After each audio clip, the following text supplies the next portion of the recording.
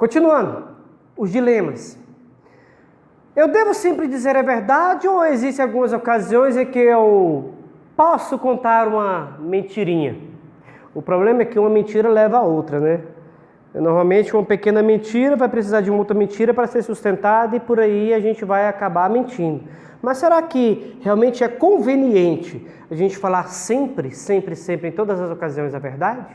Aí entra a questão da própria conveniência. Julgamento de valores.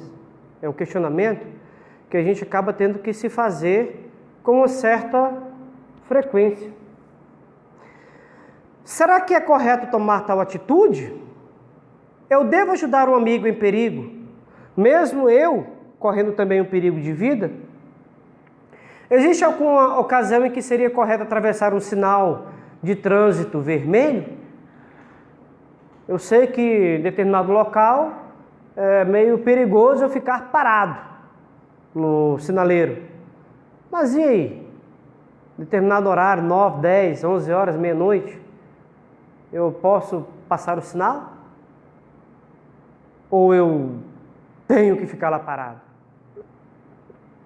E ao passar o sinal, vou passar isso sem nenhuma dor de cabeça? Sem nenhum questionamento? Olha bem, são pequenos questionamentos mínimos mesmo, coisinhas simples. Poxa, mas eu só passar um sinaleiro ali, eu furar uma fila aqui, eu achei R$2, eu sei de quem que é, mas fica por isso mesmo. Sabe, algumas coisinhas pequenas mesmo, mas que dependendo podem ter alguma outra gravidade, aquele famoso efeito borboleta mais conhecido. Um outro questionamento legal: os soldados que matam numa guerra, eles podem ser moralmente condenados por seus crimes ou estão apenas cumprindo ordens? Moralmente falando, está certo? E eticamente falando, está certo? Será que eu posso realmente falar assim que, eticamente falando, eu sei que não posso matar, então eu estou contra um preceito ético. Porém, na guerra eu estou ali para matar ou morrer. Qual é a minha preferência? Qual é a sua preferência? Pelo menos na minha percepção, eu prefiro matar do que morrer. E aí? Aí eu vou ser penalizado por isso? Na hora que eu estiver metendo bala na guerra lá, matando um outro cara, na hora que o policial está adentrando, combatendo o crime e mata alguém, ele pode ser penalizado por isso? Eu não falo não é penalidade nem da lei não, mas a questão da sua consciência. Ele vai saber lidar bem com essa situação perante o seu aspecto ético, moral, religioso? Reparemos, na hora que eu estou lá na fila, alguém chega e corta a fila, passa na minha frente, eu fico pip da vida. Quantas vezes você já furou fila? Quantas vezes você já colou, copiou, Ctrl+C, Ctrl+V? Quantas vezes você já fez baixou um filme da internet com direitos autorais, tal, essas coisas, pirataria? E aí, quantas vezes você já sonegou imposto? Sabe, tem alguns questionamentos que a gente tem que realmente fazer uso desses perguntinhos no dia a dia. Olha bem, de forma alguma eu estou aqui para julgar, falar o que é certo, falar o que é errado, não. Nós estamos simplesmente colocando alguns questionamentos para reflexão, para análise crítica, a ética. Vamos lá, continuemos. A moral consiste então naquele conjunto de princípios e padrões de conduta de indivíduo, de um grupo ou de uma coletividade. Conjunto de regras que decorrem dos costumes e da recepção das virtudes valoradas por aquele grupo social. Tanto é que pode exatamente mudar. E exatamente pelo fato de que pode mudar, aí, de uma forma equivocada, é usado como sinônimo de ética. Por que a gente fala que é de forma equivocada? Porque a ética não muda, gente. Independente do tempo que se passar, a ética por si só ela não muda. Não existem normas acabadas, definitivas. Consequentemente, a moral não é acabada. A moral não é definitiva. Ela muda de acordo com as sociedades, muda de acordo com a história, muda de acordo com a cultura. Reparemos a própria questão da aceitação de casamento ou relacionamento entre pessoas de mesmo sexo. Ainda tem preconceito? Tem preconceito. Mas é adequado, é correto esse preconceito?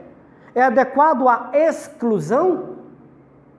Repara, à medida que os direitos das sociedades vão aumentando, das pessoas dessa sociedade, inclusive dos grupos, de pequenos grupos separados, à medida que esses grupos vão conquistando os seus direitos, automaticamente a própria lei muda, porque a lei é embasada nos costumes éticos, morais. Por isso que muda. Por isso que de tempo em tempo a gente vê que tem uma atualização, um determinado código foi excluído, criou-se uma outra norma, uma outra conduta ou postura de conduta. Mas entra nessa questão, aquele resumo que eu já falei para vocês, e aí a gente pode então discutir um elemento crucial, que são os aspectos da cidadania. O que é a cidadania? De fato, quais são os conceitos primordiais que me levam ou que me fazem ser um cidadão? De uma maneira bem simples, eu posso dizer que todo ser humano é cidadão? Será que eu posso dizer isso? Eu ouso falar que não. A princípio, não. Na realidade, se a gente for verificar a nossa prática, cidadania é o direito de ter deveres. Porém, quem tem deveres? Será que todos nós temos deveres? Em tese, deveríamos ter. Mas e se o governo não sabe que eu existo? Como é que eu tenho direitos? Como é que eu tenho deveres? Vira e mexe, a gente ouve falar de pessoas que estão aqui, vivas, presentes. Fisicamente, o cara está vivo. Só que vai lá no hospital, vai numa escola, vai em algum outro lugar, sem documento nenhum. Sem algo que comprove para o Estado de que ele existe. Vamos ver se ele consegue alguma coisa. Não. Na prática, realmente não existe. Ele não vai conseguir absolutamente nada porque, em tese, ele não existe. Ele existe aqui no físico, mas onde é que tem algo que comprove efetivamente que ele existe para o governo? Como é que ele vai ter acesso à saúde pública, à segurança pública, à educação pública, se ele não tem nenhum documento que comprove de fato que ele existe? Então, o conceito de cidadania, voltando para ele, é poder expressar suas ideias, é ter direito de escolher livremente os seus governantes e o dever de escolher aquele que seja, pelo menos na sua concepção, visto como o melhor, o mais correto, o mais honesto, o mais ético. Cidadão é aquele indivíduo que tem consciência dos seus direitos e deveres e que participa, olha bem a palavra, ativamente de todas as questões da sociedade. Repara, o fato de eu ter direito ao voto não quer dizer que eu seja um cidadão ativo, não. Quantas e quantas vezes você já participou de uma sessão na Câmara de Vereadores? Quantas vezes você realmente votou de uma forma consciente nos candidatos a prefeito, a vereador, senado, governador, presidente, deputado? Quantas vezes você se deixou vender? É interessante como a gente passa a questionar, a criticar, não é nem questionar, criticar o cara que desviou verba isso, desviou verba daquilo, tal. Mas quem colocou aquele cara lá? Inclusive o meu voto pode ter contribuído para aquilo. Agora, por que eu votei naquela pessoa? Realmente porque eu achei mais capacitado? O mais honesto? O melhor? O mais correto? O mais ético? Ou simplesmente foi porque eu priorizei a minha necessidade e o meu desejo? Certo? Uma pausa. Enquanto isso, vamos pensando.